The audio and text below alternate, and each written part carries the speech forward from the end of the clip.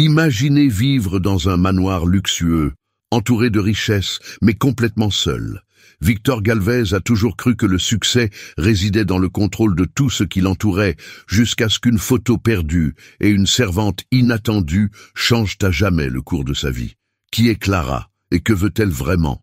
Lorsque des secrets du passé refont surface, Victor est obligé d'affronter une vérité dévastatrice qu'il a essayé d'oublier.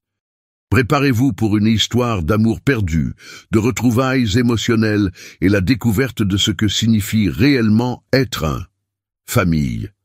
Mais attention, rien n'est comme il semble, et chaque révélation peut tout changer. Êtes-vous prêt à découvrir la vérité? Amélia, tu sais que cette maison ne fonctionne pas sans toi. La voix de Victor était ferme, mais elle ne cachait pas son malaise. Amélia le regardait, le visage calme, comme toujours. Il travaillait dans cette maison depuis près de 2 décennies et connaissait Victor suffisamment bien pour comprendre ce qu'il voulait vraiment dire. « Monsieur Galvez, je suis déjà resté plus longtemps que je n'aurais dû.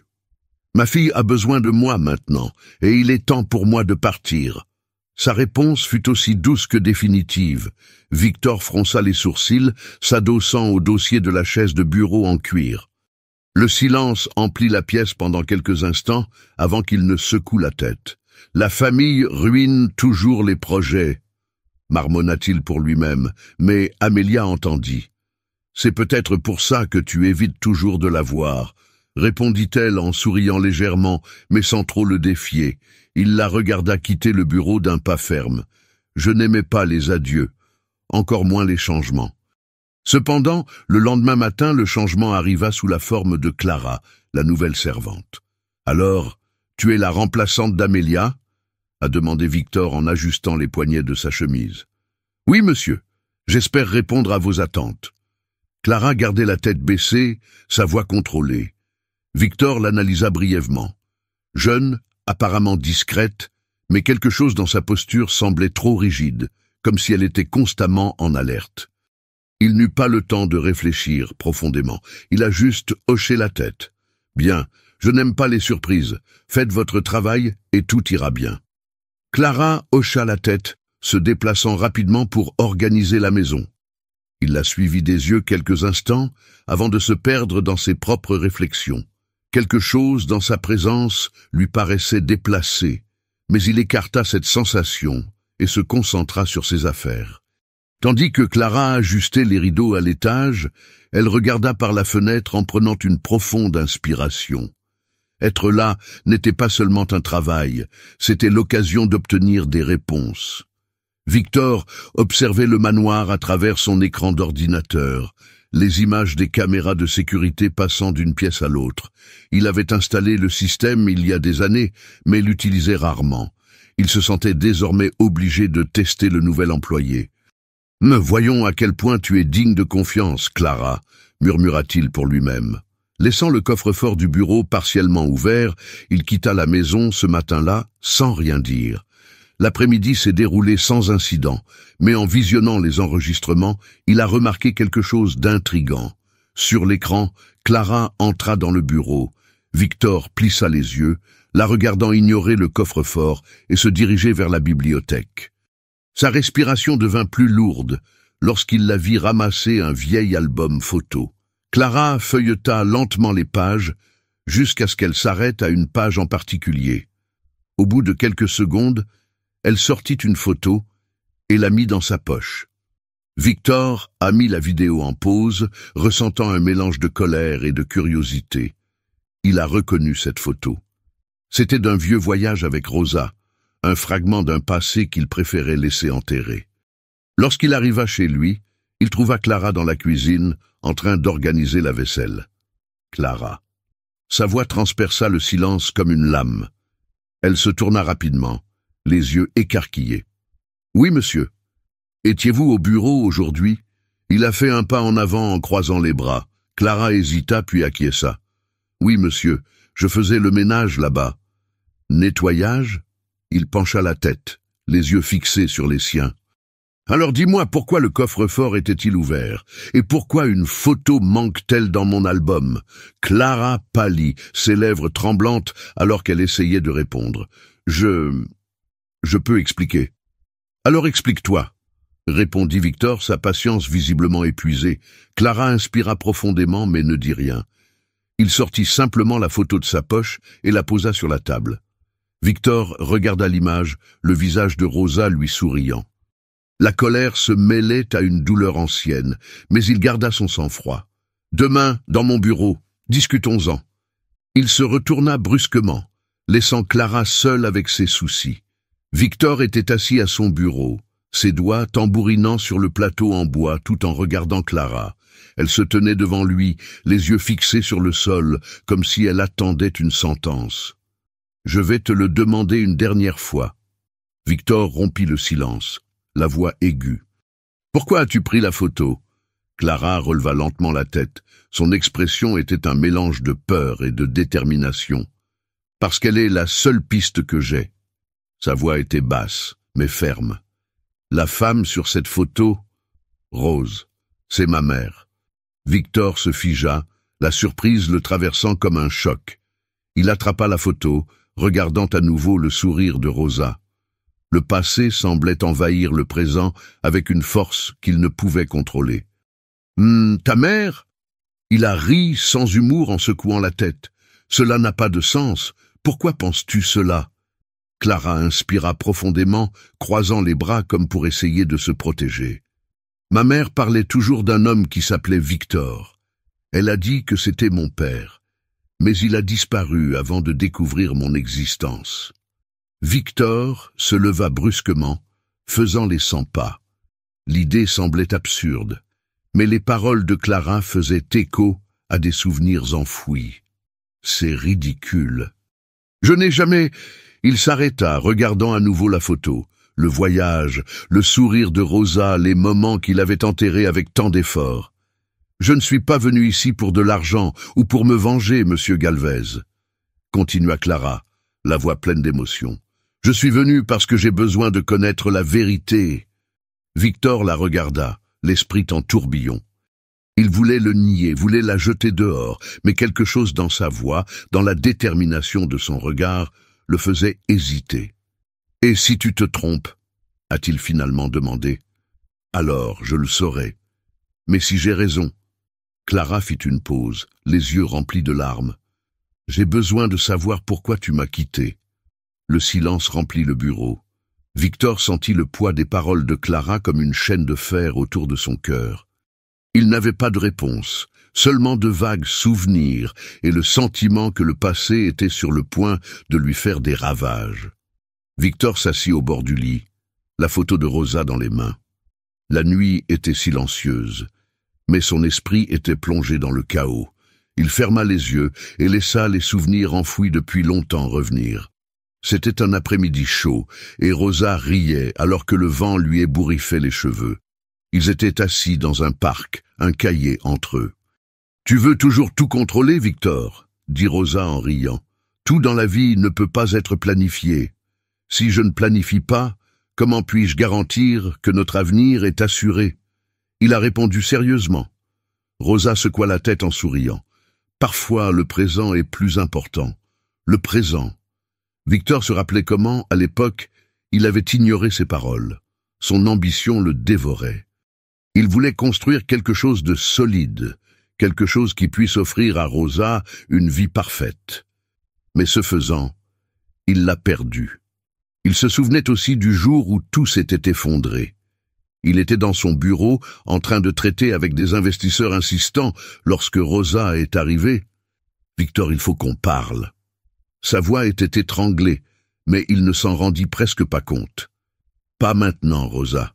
Je suis au milieu de quelque chose d'important. »« Moi aussi, » répondit-elle d'une voix brisée. « Je suis en train de prendre une décision concernant l'avenir de nos vies. » Il ne réalisa le poids de ces mots que lorsqu'il fut trop tard. Rosa n'était plus là et il n'eut jamais le courage de la chercher.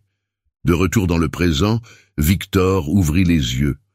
La photographie semblait plus vivante maintenant, comme si elle portait tous les regrets qu'il avait accumulés. Clara ne pouvait pas mentir.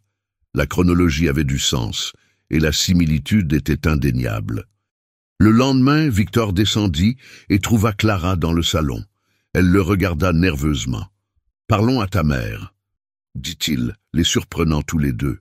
« Êtes-vous sérieux ?» Clara a demandé avec hésitation. « S'il y a une chance que tu aies raison, nous devons connaître la vérité. » Victor tenait la photo, le regard fixé sur le passé.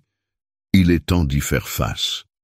Victor et Clara s'arrêtèrent devant une modeste maison à la périphérie de la ville.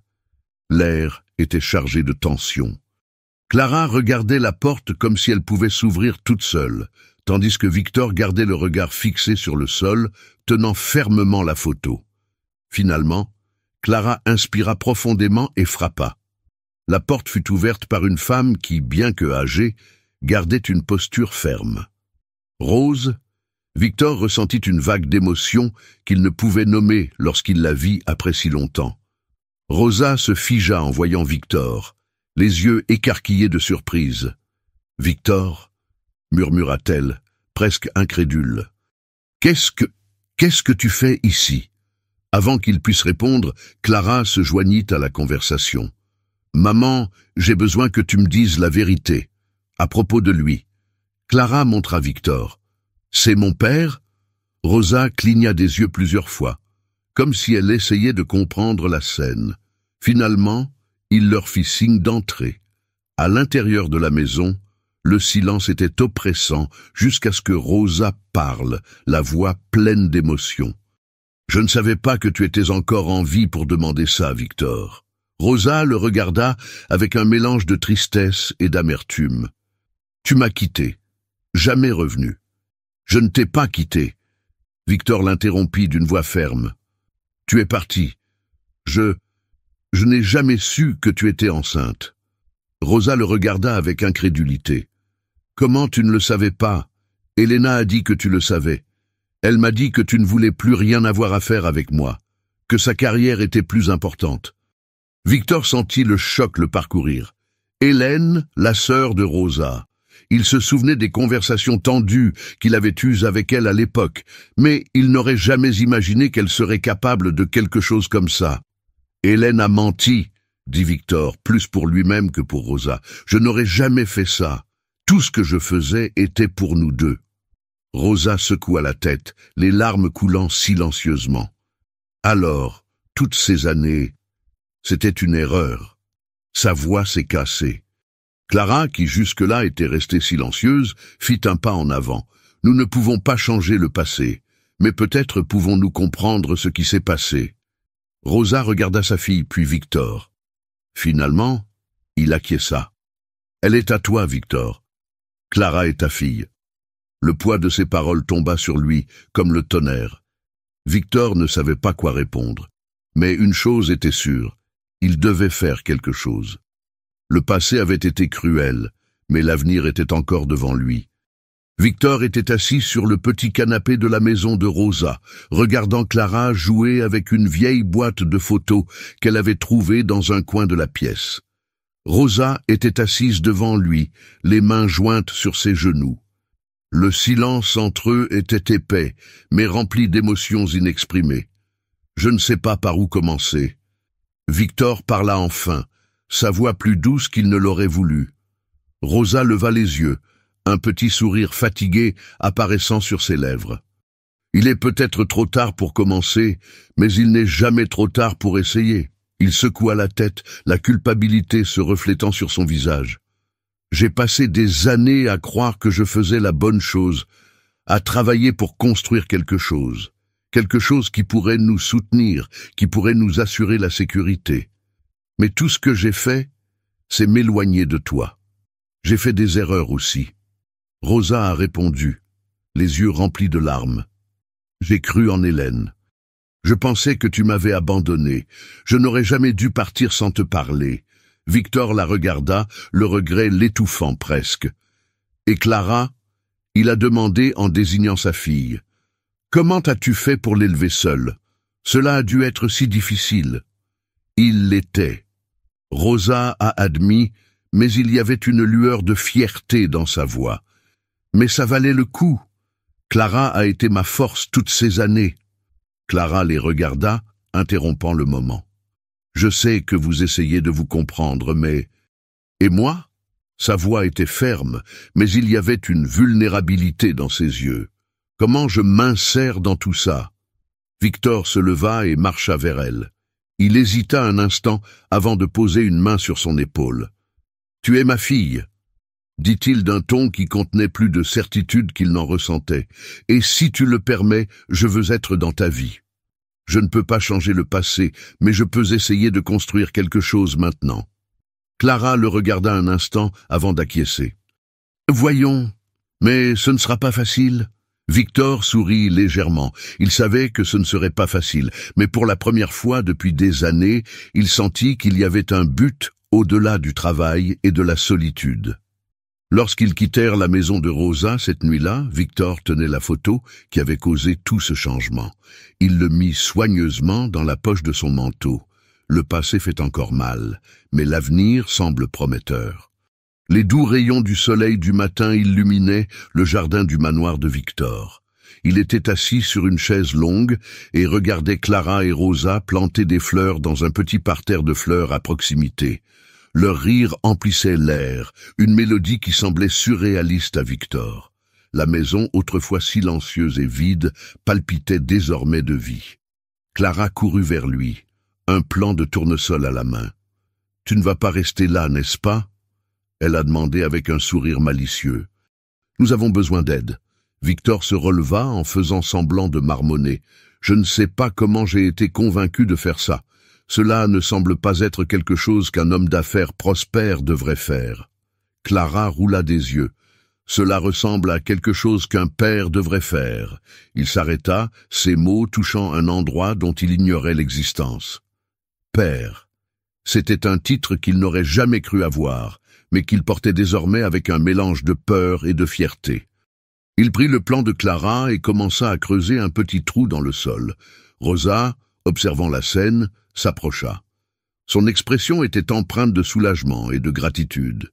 « Tu as vraiment changé, Victor », dit-elle en croisant les bras en regardant le jardin. « Je ne sais pas si j'ai changé », répondit-il sans quitter le sol des yeux. « Je pense que j'apprends enfin à vivre. » Elle sourit et posa sa main sur son épaule. « Nous vivons, ensemble. C'est ce qui compte. » Ce soir-là, après le dîner, Victor s'assit avec Clara dans la bibliothèque, un endroit où il se rendait rarement. Clara regarda autour d'elle, émerveillée par les étagères pleines de livres. « Avez-vous lu tout cela ?» demanda-t-elle en ramassant un vieux volume. « Beaucoup d'entre eux, il l'a admis. Mais peut-être que maintenant je devrais commencer à lire des histoires que tu aimes. Nous pouvons choisir quelque chose ensemble. » Clara a ri. « Je pense que j'aime cette idée. » Victor la regarda, un sentiment de paix l'envahissant. Il avait passé des années à croire que le succès se mesurait à ce qu'il avait. Mais Clara et Rosa avaient montré que la vraie valeur résidait dans les relations qu'il avait failli perdre. En éteignant les lumières de la bibliothèque ce soir-là, Victor ressentit quelque chose de nouveau. L'espoir. Non pas à cause d'un avenir lointain, mais à cause de ce qu'il construisait déjà, jour après jour, avec ces deux femmes qui avaient changé sa vie.